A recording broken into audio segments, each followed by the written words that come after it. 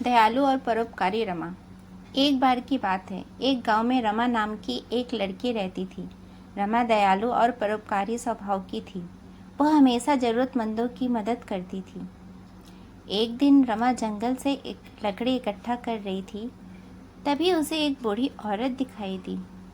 बूढ़ी औरत थकी हुई और भूखी थी।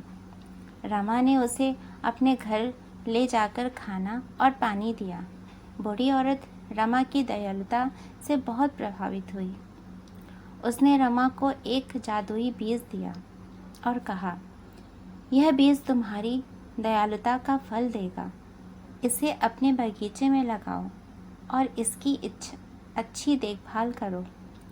रमा ने बूढ़ी औरत का धन्यवाद किया और बीज को अपने बगीचे में लगा दिया। रमा ने बीज की बहुत अच्छी देखभाल की। रोज़ सुबह वह उसे पानी देती और उसकी मिट्टी को ढीला करती।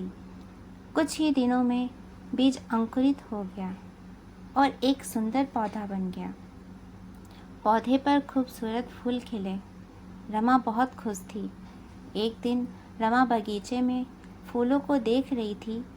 तभी उसने देखा कि एक गाय उसके बगीचे में घुस आई है और फूलों को खा रही है। रमा को गुस्सा आ गया। उसने गाय को भगाने के लिए पत्थर फेंका।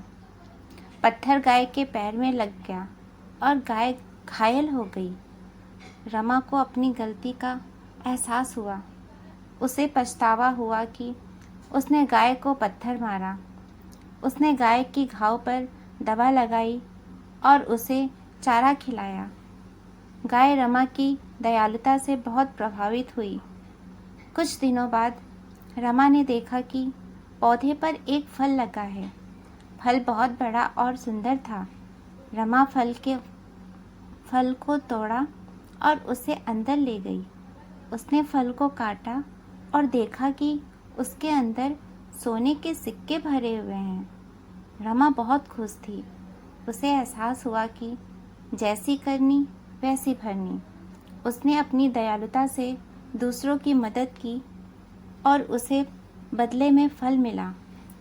जैसी करनी वैसी भरनी। हम जो कर्म करते हैं उसका फल हमें ज़रूर मिलता है। आपको मेरी ये कहानी अच्छी लगी हो तो मेरे चैनल को लाइक और सब्सक्राइब कीजिए। धन्यवाद।